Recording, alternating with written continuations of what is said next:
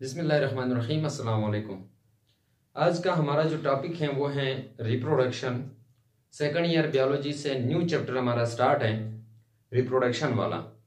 Reproduction जो है, हम लोग आज रिप्रोडक्शन की थोड़ी सी डिस्क्रिप्शन मतलब हल्का सा इसको डिस्कस करते हैं कि रिप्रोडक्शन है क्या। फिर उसके बाद मेल रिप्रोडक्टिव सिस्टम के जो ऑर्गन्स हैं, स्पेशली टेस्टिस को आज हम लोग हल्का सा टच करेंगे। तो रिप्रोडक्शन की डेफिनेशन ऑलमोस्ट आप सबको पता है कि the process during which individual forms, कौन से individual? New individual forms from their parents. Parents से न्यू इंडिविजुअल का बनना, ये जो प्रोसेस है, इस प्रोसेस का नाम होता है रिप्रोडक्शन। रिप्रोडक्शन की इंपॉर्टेंस क्या है? तो इंपॉर्टेंस ऑलमोस्ट के सब मेरे ख्याल में आप लोग जानते हैं, और ये बात सभी को पता है कि अल्लाह ताला ने हर एक चीज को कपल के फॉर्म में पैदा किया हुआ है, मेल फीमेल। ठीक, तो यहां पर इंपॉर्टेंस में हमारे पास है टू एवॉल्व द स्पीशीज को एवॉल्व करना आगे।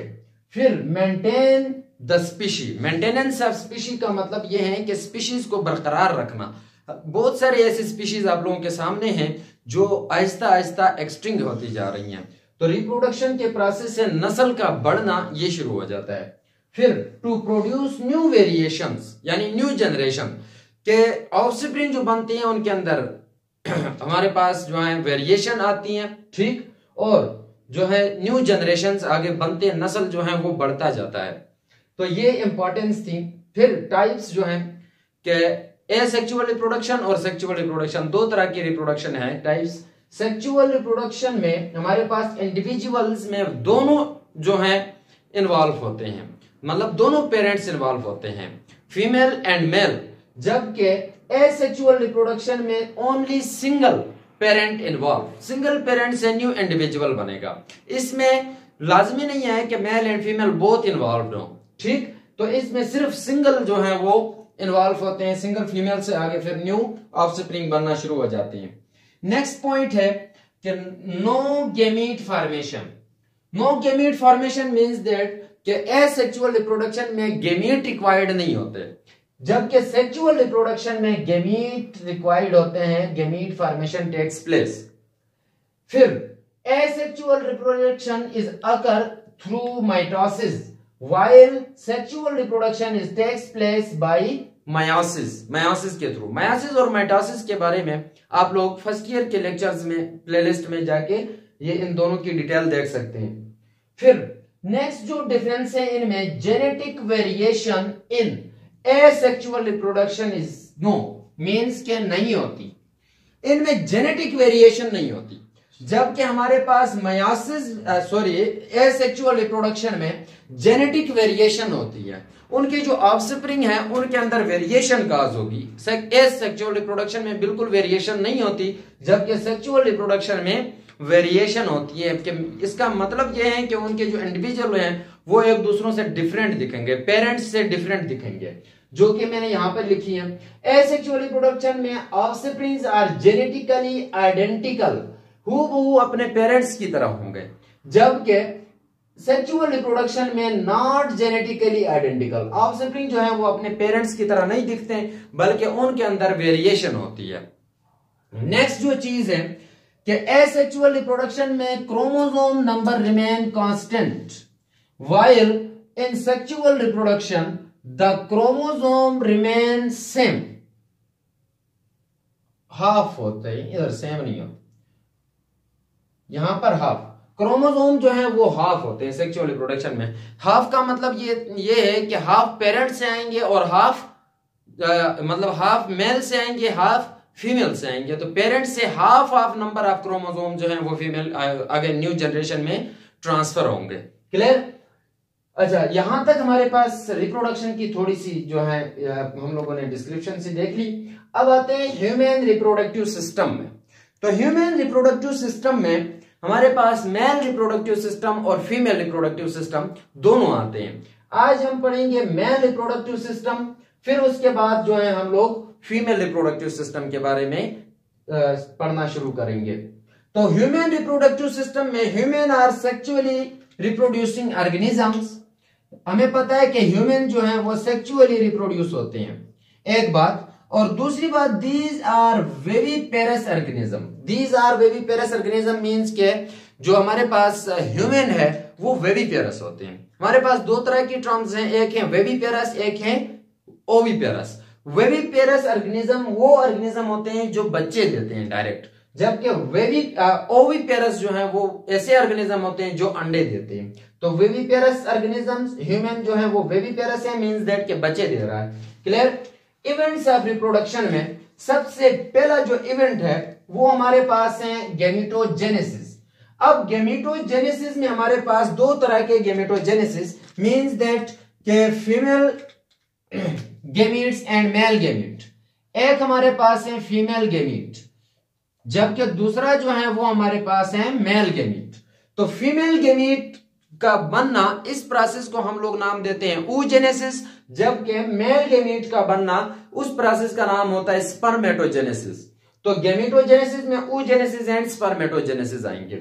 मींस के रिप्रोडक्शन में ये पहला इवेंट है। पहला इवेंट क्या होगा? गैमेटोजेनेसिस। पहले गैमीट्स बनेंगे, उसके बाद क्या होगा? इंसेमिनेशन।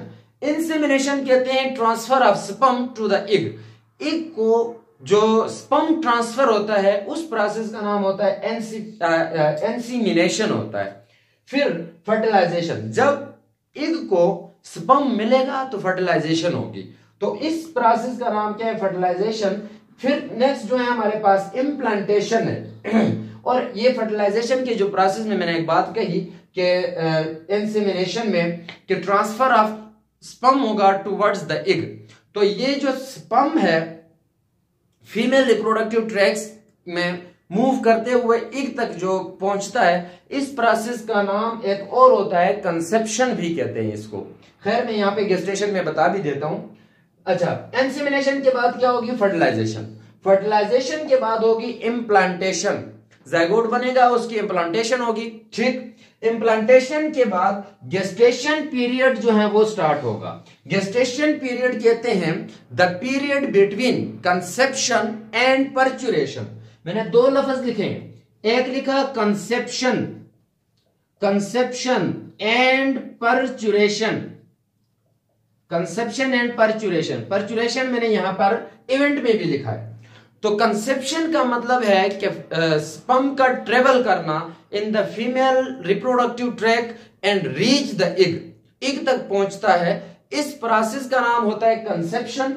जबकि पर्चुरेशन जो है ये वो प्रोसेस है जिसमें जो है वेविपेरस ऑर्गेनिज्म जो है बच्चा देते हैं। तो बच्चा देने वाला जो प्रोसेस है, जब 9 मंथ की प्रेगनेंसी जो है वो मेंटेन हो, उसके बाद 9 मंथ के बाद बच्चे की पैदाइश वाली जो प्रोसेस है, इस प्रोसेस का नाम होता है पर्चुरेशन। तो कौन कौन से इवेंट्स हुए? गैमेटोजेनेसिस, गैमेटोजेनेसिस हुई तो इंसेमिनेशन होगा, इंसेमिनेशन हुई तो फर्टिलाइजेशन होगी, फर्टिलाइजेशन होगी तो जाइगोट बनेगा, जाइगोट से फिर इम्प्लांटेशन होगी। इम्प्लांटेशन जब हुई उसके बाद गेस्टेशन पीरियड स्टार्ट होगा। ठीक, यानी कि the period between conception and पर्चुरेशन। फिर लास्ट में जो स्टेप होगा वो है पर्चुरेशन है। तो ये हमारे पास 6 स्टेप्स जो हैं, 6 इवेंट्स जो हैं रिप्रोडक्शन में होते हैं। अच्छा, अब जो है मेल रिप्रोडक्टिव सिस्टम जो है वो हम लोग स्टार्ट करते हैं। तो मेल रिप्रोडक्टिव सिस्टम में हमारे पास दो चीजें आती हैं। एक को हम लोग कहते हैं प्राइमरी सेक्स ऑर्गन, मतलब मेल रिप्रोडक्टिव सिस्टम है ना, तो सिस्टम किस चीज से मिलकर बनता था? ऑर्गन से मिलकर बनता था। तो दो तरह के ऑर्गन्स हैं, एक को हम लोगों ने नाम दिया प्राइमरी सेक्स ऑर्गन, जबकि दूसरे को हम लोग नाम देते हैं secondary sex organ. Primary sex organ male reproductive system के केस में जो है वो है स्पर्म, टेस्टिस। टेस्टिस जो है वो हमारे पास प्राइमरी सेक्स ऑर्गन है in case of male reproductive system. अब मेल रिप्रोडक्टिव सिस्टम में, in case of male reproductive system, मैंने कहा कि प्राइमरी सेक्स ऑर्गन जो है वो टेस्टिस है। तो टेस्टिस का काम क्या है? Testis are responsible for gametogenesis. Specially मैं बात करूं तो मैं लिखूंगा यहां पर spermatogenesis. Testis are responsible for spermatogenesis. Sperm की फॉर्मेशन के लिए रिस्पॉन्सिबल होते हैं कौन? टेस्टिस। जबकि इसका दूसरा रोल क्या है? तो रिलीज सेक्स हार्मोन्स। इनका काम ये भी है कि ये सेक्स हार्मोन को रिलीज करते हैं। अब सेक्स हार्मोन को रिलीज करते हैं, जिस तरह टेस्टोस्टेरोन्स है, सेक्स हार्मोन्स है, ठीक है ना। इनको रिलीज करना किसका काम है? प्राइमरी सेक्स ऑर्गन के मींस हमारे पास जो है वो टेस्टिस आती हैं। जबकि सेकेंडरी सेक्स ऑर्गन में हमारे पास आते हैं accessory glands and external genitalia. इन एक एक चीज को हम लोग इंशाल्लाह डिटेल में डिस्कस करेंगे। ये जो सेकेंडरी सेक्स ऑर्गन है ये रिस्पॉन्सिबल होते हैं, सबसे पहली बात ट्रांसपोर्टेशन, फिर कंडक्शन, फिर जो है नरिशमेंट। ये किसकी ट्रांसपोर्टेशन, किसकी कंडक्शन और किसकी नरिशमेंट? तो हमारे पास जो है वो है स्पर्म।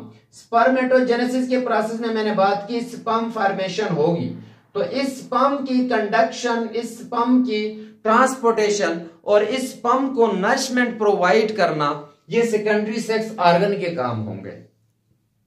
हम लोग पहले प्राइमरी सेक्स ऑर्गन को डिस्कस करते हैं, टेस्टिस। तो टेस्टिस की जब लोकेशन की बात करते हैं तो testis are located outside the body in a muscular pouch known as, मैंने यहां पर लिखा भी है, नोन एज सेक्रोटम। सेक्रोटम एक मस्कुलर पाउच है जो कि लाई करता है आउटसाइड द बॉडी। बॉडी से बाहर एक मस्कुलर पाउच सेक्रोटम के अंदर अ पेयर ऑफ टेस्टिस जो है वो लाई करती हैं। पेयर ऑफ टेस्टिस, टेस्टिस जो है पेयर के फॉर्म में है, दो। अच्छा, फिर मैंने यहां पर एक क्वेश्चन राइज किया कि why testis lies outside the body, कि testis outside of the body क्यों है? ये क्वेश्चन है। दूसरा क्वेश्चन ये है कि भाई क्या टेस्टिस बनती ही बॉडी से बाहर है कि नहीं, अंदर बन रही थी बॉडी के अंदर और फिर बाहर आ गई? ठीक, तो इन दोनों के आंसर जो है वो आपको मिल जाएगा इधर। Why testis lies outside the body का मतलब कि क्यों बाहर है, इसका जवाब मेरे पास ये है कि हमारे जो जिस्म का, बॉडी का जो टेम्परेचर है, एवरेज टेम्परेचर, वो है 37 डिग्री सेंटीग्रेड। जबकि 37 degree centigrade is not sufficient, या सफिशिएंट भी नहीं कह सकते, बल्कि मैं कह सकता हूं कि not suitable for the formation of sperm which is known as spermatogenesis. तो स्पर्मेटोजेनेसिस के प्रोसेस के लिए 37 डिग्री सेंटीग्रेड टेम्परेचर जो है वो सुइटेबल नहीं है, बहुत ज्यादा है। इस वजह से स्पर्म डिनेचर हो सकता है। तो इसलिए कितना चाहिए यहां पर? 2 से 2.5 डिग्री सेंटीग्रेड जो है नॉर्मल बॉडी टेम्परेचर यानी एवरेज बॉडी टेम्परेचर से कम चाहिए। तो एवरेज बॉडी टेम्परेचर कितना है? 37 डिग्री सेंटीग्रेड है। इससे माइनस करो 2 या 2.5, तो हमारे पास बनता है 34.5 टू 35 डिग्री सेंटीग्रेड। तो नॉर्मल जो स्पर्म फॉर्मेशन के लिए टेम्परेचर रिक्वायर्ड है वो टेम्परेचर होगा 34.5 और 35 डिग्री सेंटीग्रेड, इस रेंज में चाहिए होता है। तो अंदर जो है बॉडी टेम्परेचर ज्यादा है, 37 डिग्री सेंटीग्रेड है, जिसकी वजह से स्पर्म डिनेचर हो सकता है। इस वजह से कुदरत का निजाम है कि टेस्टिस को लाई करवाया कहां पर? Outside of the body. अच्छा, जो ह्यूमन टेस्टिस है, यहां पर एक बात मैंने लिखी है कि human testis are extra abdominal. Extra abdominal होते हैं। एक्स्ट्रा एब्डोमिनल का मतलब क्या है? तो बॉडी से बाहर लाई करने वाले, एक्स्ट्रा एब्डोमिनल। इंट्रा कहा तो इनसाइड, लेकिन कुछ मैमल्स ऐसे भी हैं जिनके अंदर इंट्रा होते हैं। इंट्रा एब्डोमिनल जो है टेस्टिस होती हैं, जिस तरह एलिफेंट्स हैं तो एलिफेंट्स के अंदर भी इंट्रा होती हैं। इसी तरह हमारे पास जो है बेड्स हैं, बेड्स चमगादड़ जिसे कहते हैं, उसके अंदर भी इंट्रा एब्डोमिनल होती हैं। और बेड्स जो है वो सीजनल ब्रीडर होती हैं। जब ब्रीडिंग का टाइम आता है तो उनकी टेस्टिस लाई करती हैं आउटसाइड, जबकि जो है उसके अलावा जो टाइम पीरियड होता है उसके अंदर बॉडी के इनसाइड लाई करती हैं।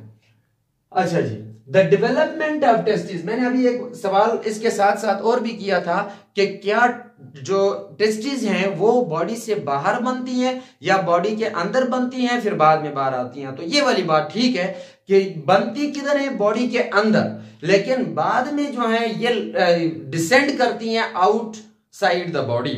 तो यहां पर यही बात लिखी है, the development of testis starts in the abdominal cavity. Abdominal cavity के अंदर जो है वो बनना शुरू हो जाती हैं, लेकिन जब गेस्टेशन पीरियड या फिर जेस्टेशन पीरियड जो है उसमें उसका जो 7th मंथ है, प्रेगनेंसी का 7वां महीने में, ये टेस्टिस जो हैं वो लाई करती हैं outside of the body, descend करती हैं outside of the body. Descend का मतलब बाहर की तरफ निकलना, ठीक है ना। तो डिसेंड करती हैं किस तरह, तो एक कैनाल है, उस कैनाल का नाम हमारे पास है इंग्विनल कैनाल। ये जो इंग्विनल कैनाल है, इस इंग्विनल कैनाल के through during the 7th month of gestation period ये हमारे पास जो टेस्टिस हैं वो क्या करती हैं, डिसेंड करती हैं आउटसाइड द बॉडी। अब यहां पर दो मैंने लिखी है कि रेप्टार्किडिज्म और कैस्ट्रेशन, दो जो हैं कंडीशंस लिखी हैं। क्या मतलब है इसका कि अगर किसी इंसान में, किसी आदमी में ये जो इंग्विनल कैनाल के थ्रू टेस्टिस डिसेंड कर रही है 7 मंथ ऑफ जेस्टेशन पीरियड में, अगर किसी भी इंसान में ये टेस्टिस डिसेंड ना कर सके, फेल हो के डिसेंड ना कर सके, तो उस कंडीशन का नाम है cryptorchidism. The failure of testis to descend outside the body is known as cryptorchidism. कि क्रेप्टार्किडिज्म में क्या होगा, टेस्टिस बाहर की तरफ नहीं आ सकते हैं। तो उस वक्त रिजल्ट क्या आएगा क्रेप्टार्किडिज्म का, उसके लिए स्टीराइल लफ्ज हम लोग यूज कर सकते हैं, और कैंसर के भी चांसेस हो सकते हैं। टेस्टिकल जो कैंसर है उसके भी चांसेस हो सकते हैं। तो मतलब एक तो स्टीराइल होगा, अनफर्टाइल होगा, ठीक है ना। दूसरी बात, कैंसर के चांसेस जो हैं वो बढ़ जाएंगे। नेक्स्ट जो कंडीशन है कैस्ट्रेशन। तो कैस्ट्रेशन कहते हैं रिमूवल ऑफ टेस्टिस। अगर टेस्टिस को सर्जिकली हम लोग रिमूव करें तो उस प्रोसेस का नाम क्या होगा, कैस्ट्रेशन होगा। इस प्रोसेस को हम लोग कैस्ट्रेशन का नाम देते हैं। इंशाल्लाह कल जो है टेस्टिस को लोकेशन तो इसकी बात हम लोगों ने कर ली, कल इसके स्ट्रक्चर के ऊपर इंशाल्लाह हम लोग बात करेंगे। तो आज के लिए इजाजत चाहूंगा। अस्सलाम वालेकुम।